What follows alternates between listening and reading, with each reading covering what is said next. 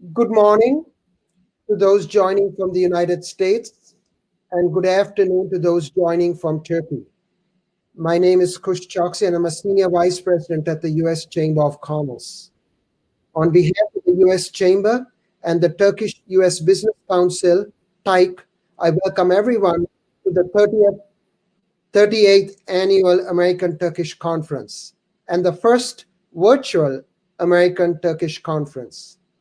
This year's conference is one of two significant firsts.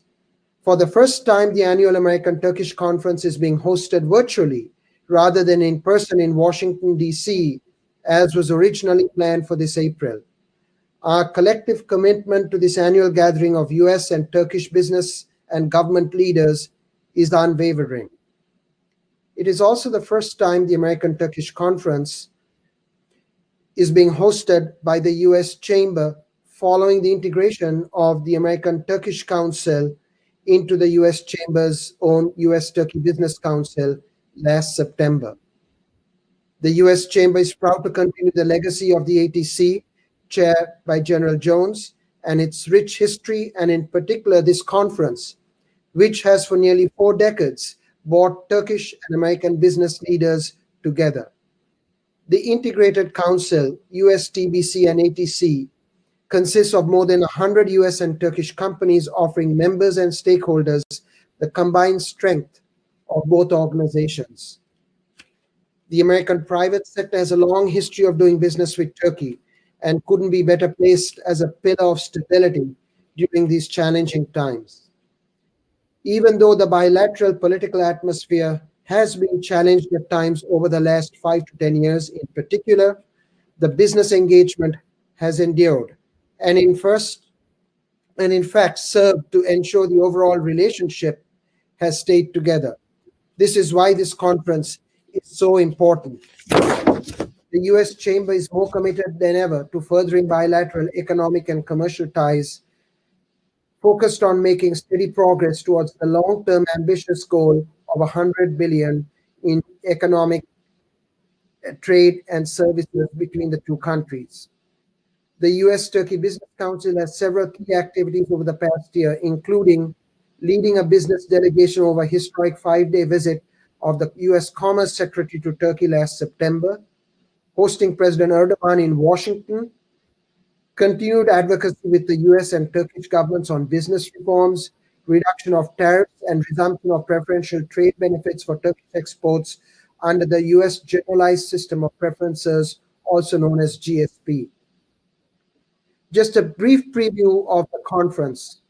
Over the span of the next 4 days, we will have the opportunity to hear from Turkey's top leaders, hopefully including President Erdogan and the ministers of Trade, Treasury, Finance, Defense, and Foreign Affairs.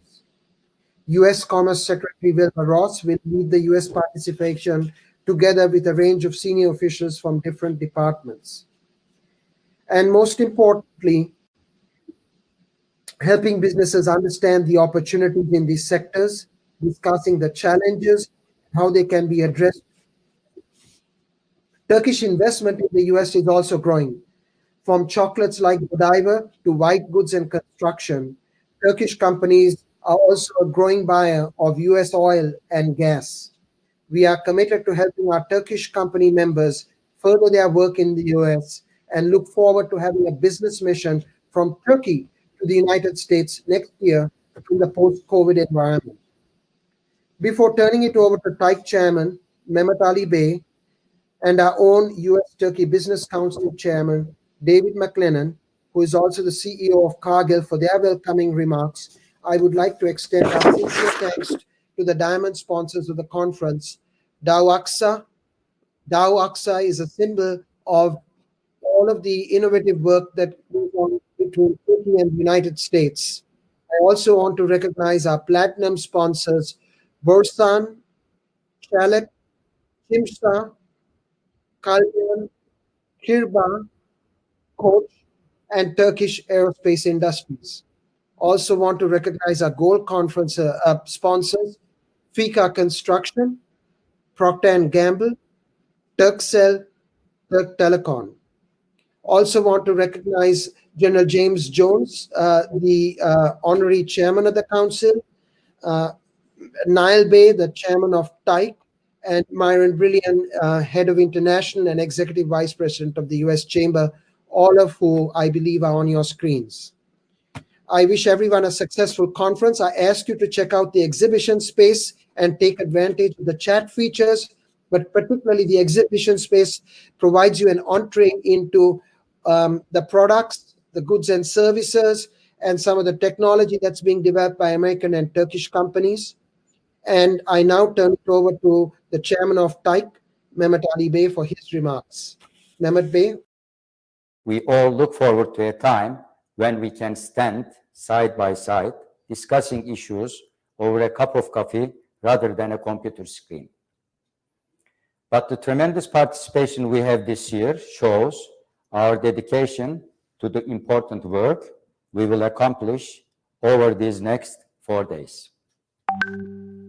This week, we will welcome astute analysis from leaders, including Her Excellency Rusar Pekcan, Trade Minister of Turkey, and her American counterpart, Secretary of Commerce, Wilbur Ross. We will also hear from His Excellency Hulusi Akar, Turkey's Minister of Defense, His Excellency Mevlüt Çavuşoğlu, the Minister of Foreign Affairs, His Excellency Berat Albayrak, Turkish Minister of Finance and Treasury, His Excellency Mustafa Varank, the Minister of Industry and Technology, and Minister Alparslan Bayraktar, the Deputy Minister of Energy and Natural Resources.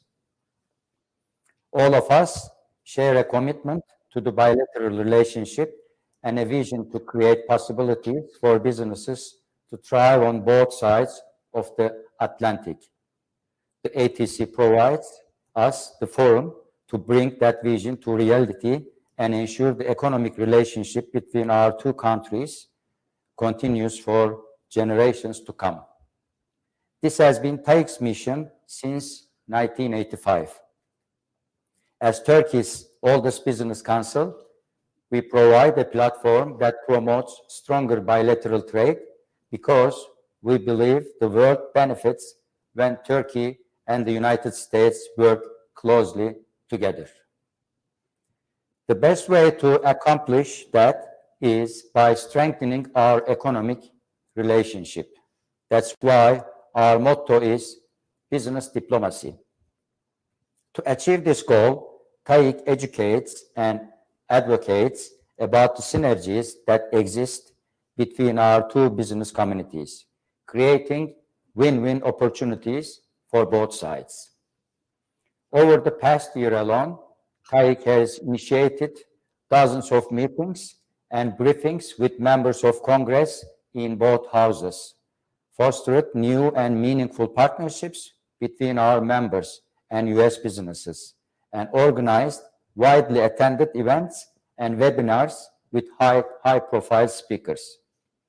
Our efforts have created an environment in which our commonalities are created rather than our differences. And I am pleased to report that our work contributed to an increase in the year-over-year trade volume between Turkey and the United States. And just this year, despite the pandemic, Turkey and the United States have managed to increase the bilateral trade significantly. We feel this is just the beginning. That's why we are excited to help organize this conference each year. I would like to extend my gratitude to our counterparts at the US-Turkey Business Council, our TAİK board members, the Foreign Economic Relations Board, and our hardworking staff for all they have done to facilitate this year's conference. And of course, we couldn't have made it happen without our generous sponsors. Finally, I would like to take a moment to remember the life of General Brent Scowcroft, who passed away in August. General Scowcroft once served as the chairman of the American-Turkish Council and was a true friend of Turkey. He will be missed dearly. With that, I will turn it over to my friend MacLennan. Thank you. I also want to just say to everyone, good morning, whether you're in the United States or good afternoon in Turkey.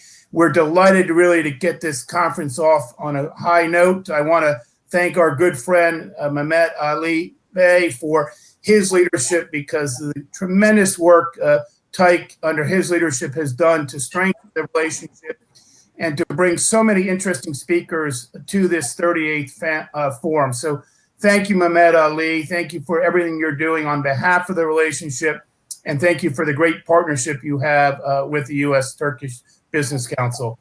I also have to thank Khush Choksy, who led off this conference today, because Khush and Jennifer Emile, which Dave recognized, are driving the work we do with staff, Ruya, and others. And I just want to thank them for the hard work they put in advance of this conference. So thank you for doing that. Look, we're all here. We're excited about the opportunities before us, but we have to recognize that this is also a challenging time in the U.S.-Turkish relationship.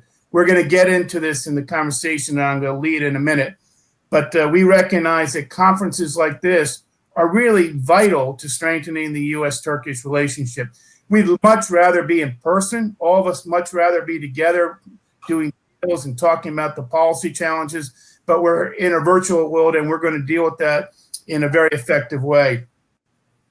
These are not easy times in the United States, in Turkey, and around the world. It's a critical juncture in our history, and with the global pandemic testing societies, frankly, all our economies and all our global partnerships are being tested as well. And we need to think creatively about how we strengthen these partnerships at this time and emerge stronger. And I think we will get out of this pandemic. And when we get out of it, we will get out of it stronger. But we have work ahead, and this is what this conference is about. We are glad that we are meeting virtually ahead of a big election in the United States.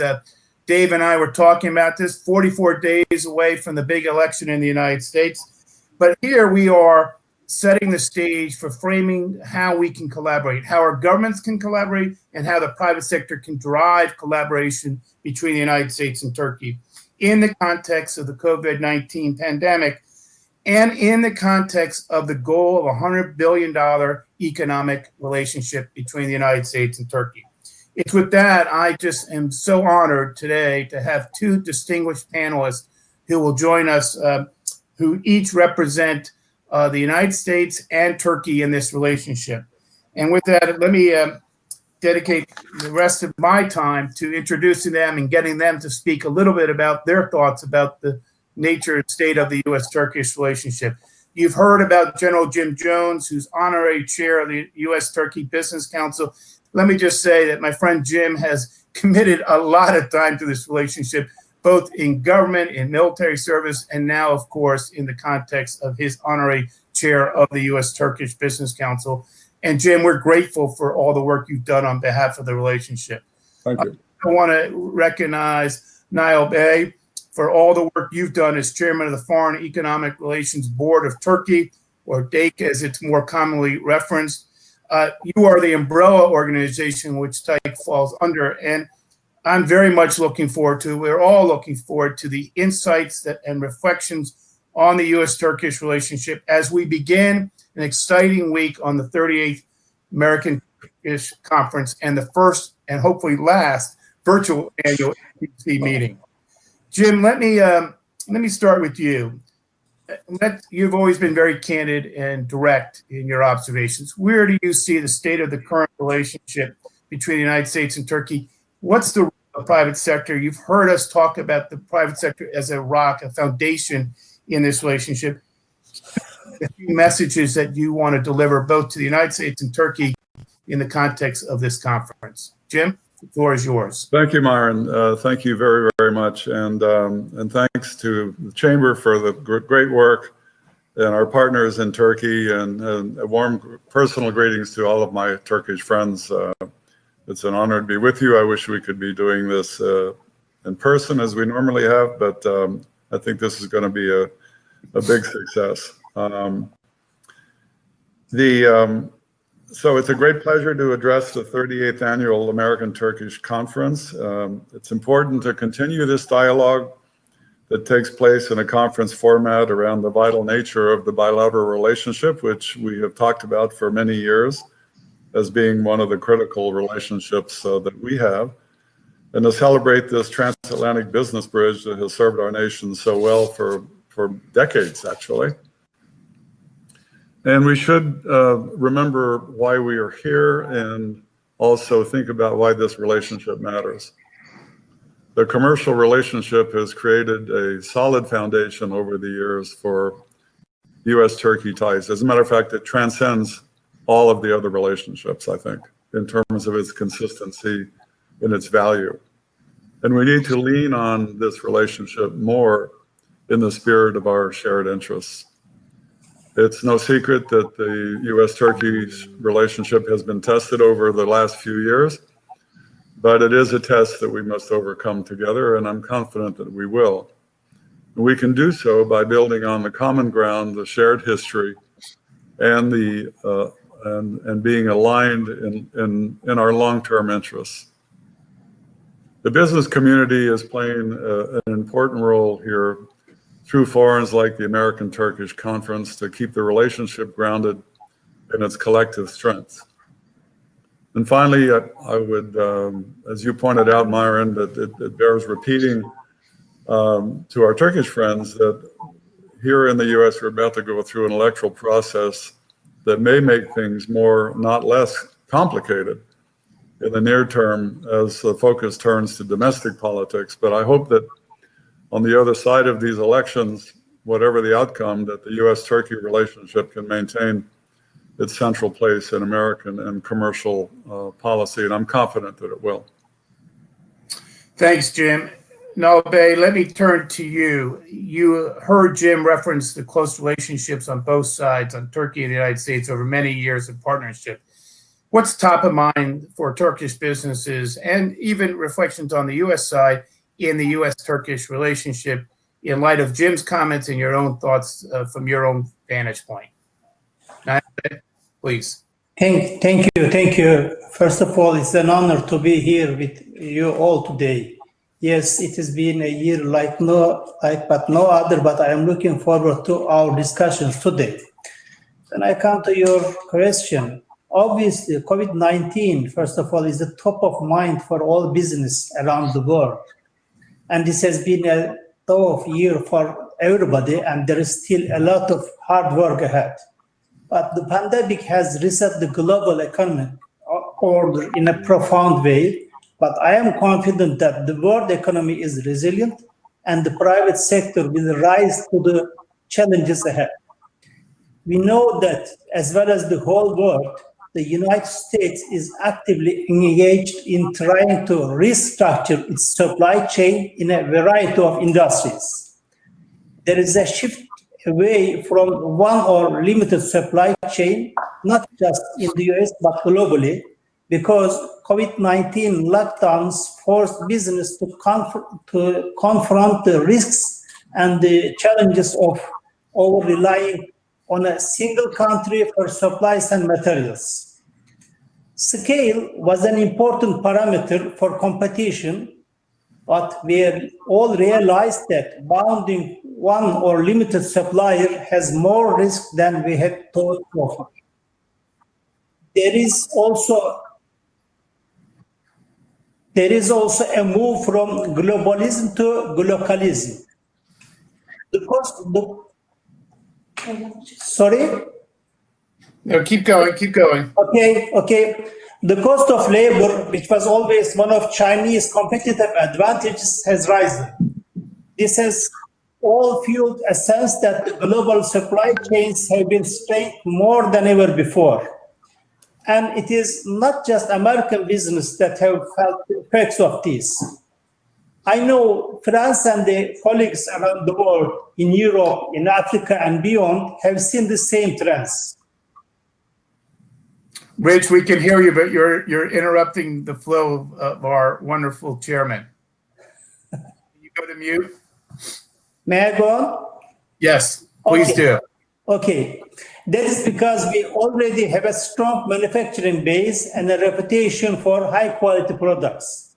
We are also geographically, attractive as the gateway, as we always say, between East and West. And more, the world also realized that logistics is not only related with distance. Availability is the new key for the whole world rather than being far or near.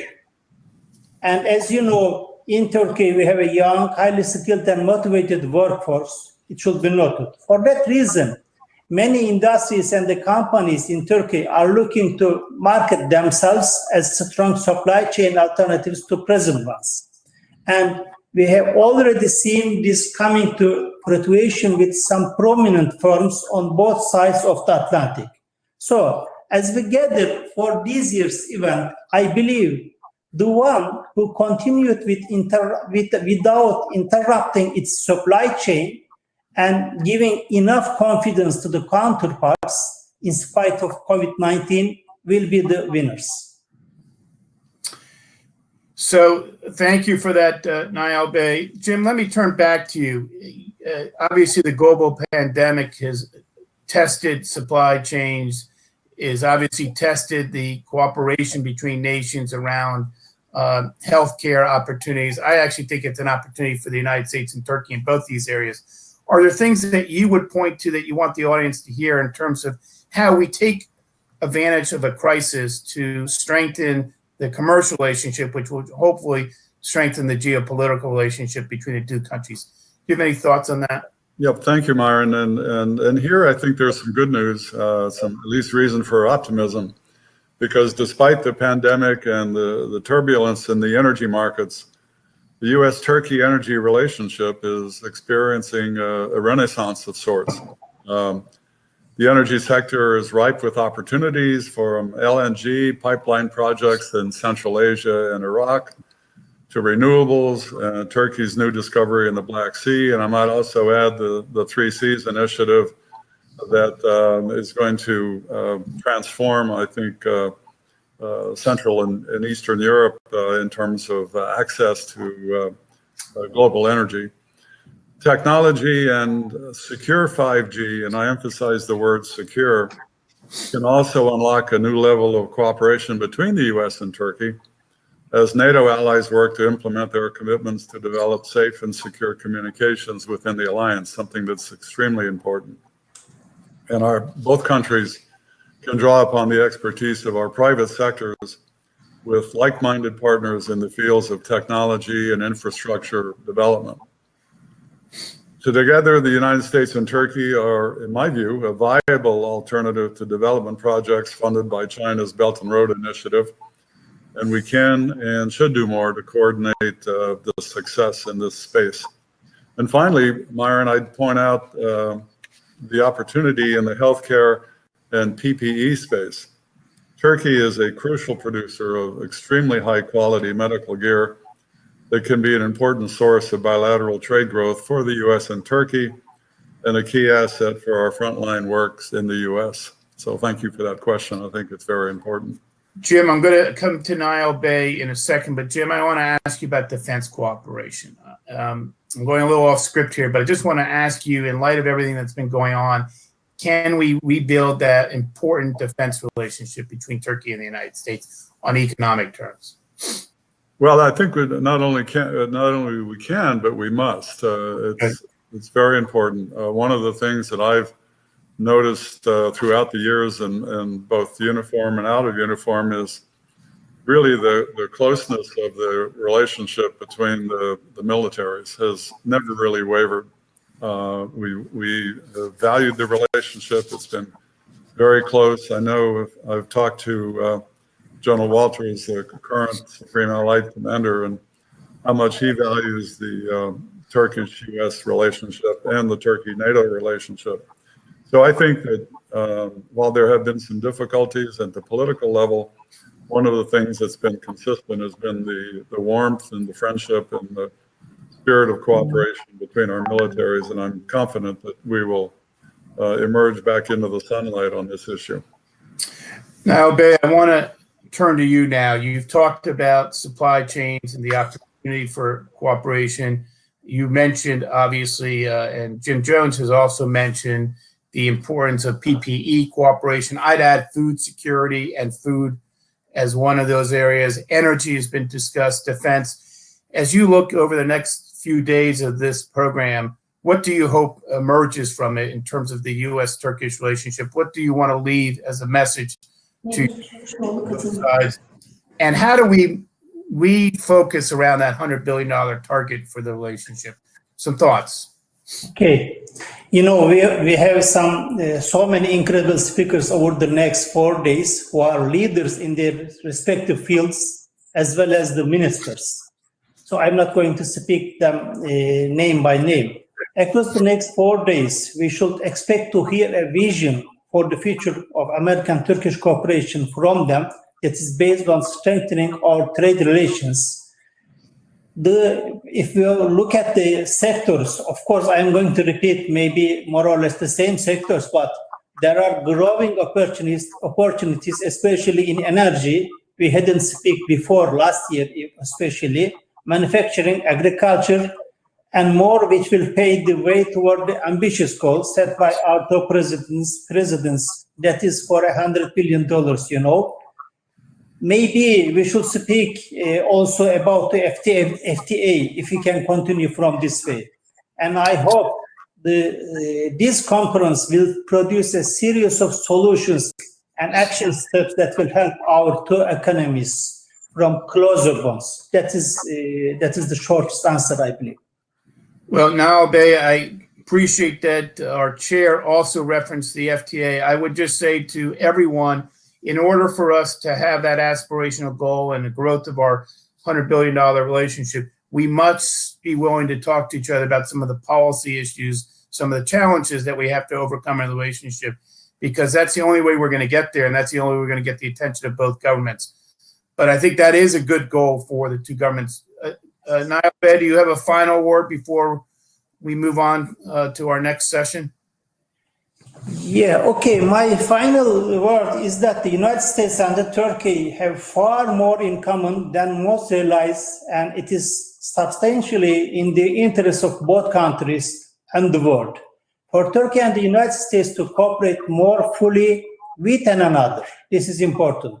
Doing so is not just a strategic from a business standpoint, but also from a global security standpoint as well. Security is another key word, you know. General Jones also has stated that. The more integrated we are economically, the more we have to gain by pursuing shared goals in relation to global peace and security. Both countries have something to offer the other. As the world's largest economy, the United States has vast capabilities within its private sector, whether with financing, innovation, or many other areas of influence. Turkey also has vast advantages.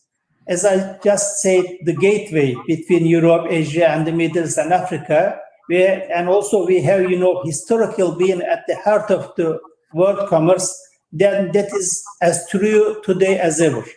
This business acumen is ingrained within our culture. In fact, many of our American partners often express surprise when they realize how aligned our business cultures values actually are. With the long-standing history between our two countries as partners and allies, there is a lot to build upon and a lot of opportunities to be realized. That is why we are here today, I believe. I thought that was outstanding. Jim, Nail Bey talked about two issues I think that are very important, which is one, Turkey as a regional commercial hub, and also the importance of sharing business values. And any final parting thoughts with you before we move on? You're on mute, Jim. And I know that was an opening good line, so we got to get you back on. Yeah, thanks. I'm there. Three things, if I could, very quickly. One is we should remind ourselves that we're living in extraordinary times, and that requires extraordinary cooperation. And we should we should pledge to do that. Second, one of the major trends in American politics in both parties is a desire to reduce China's influence in Americans' trading patterns. This is a potential opportunity in the U.S. strategic and trade relations to do just that. And third, we'll hear from many influential government and business leaders this week, as you pointed out. We should listen with an open mind, reflect on the common messages and what needs to be done. Then when the conference wraps up on Thursday, let's get to work on this, the agreement that the two presidents have made to move the needle towards the 100 billion trademark. Well, this wraps up this session. I'll thank you for your participation and for your leadership in the Turkish community and your commitment to the U.S.-Turkish relationship. Jim, you're staying on, but I do want to thank you as well for serving as an honorary chair. I think both you exhibited a positive view about the state of the potential of this U.S.-Turkish relationship. But Jim, you ended on a very important note. The work doesn't stop at the end of the 4 days of this conference. It only begins if we continue to work on the relationship through this very difficult time for the global community and in light of our own elections in the United States. So there's a lot of work ahead for all of you participants. I thank corporate sponsors for that. Now we're going to move on to a tribute to a gentleman who not only served the country in the military and served his country in government, but also played a very important role in the U.S.-Turkish relationship. The late General Brent Sokoloff is a true American hero, someone that I always looked up to and got to know personally, has been a driving force for many years on the U.S.-Turkish relationship, as he was the ATC chairman for 10 years. Two people that knew him quite well and would echo those thoughts in an even more personal way are General Jim Jones and also Richard Armitage, better known as Rich Armitage, who are here to pay tribute to their fellow former chairman of ATC. And I just want to say something. It's not often that I get the honor to pass the baton to General Jim Jones and Richard Armitage, both men who have served their country with distinction, both in the military as well as in government. So it's very fitting that we have these two chairmen who are also reflecting upon their friend, the late General Brent Sokoloff. So Jim, on to you and to Rich Armitage to pay your tribute.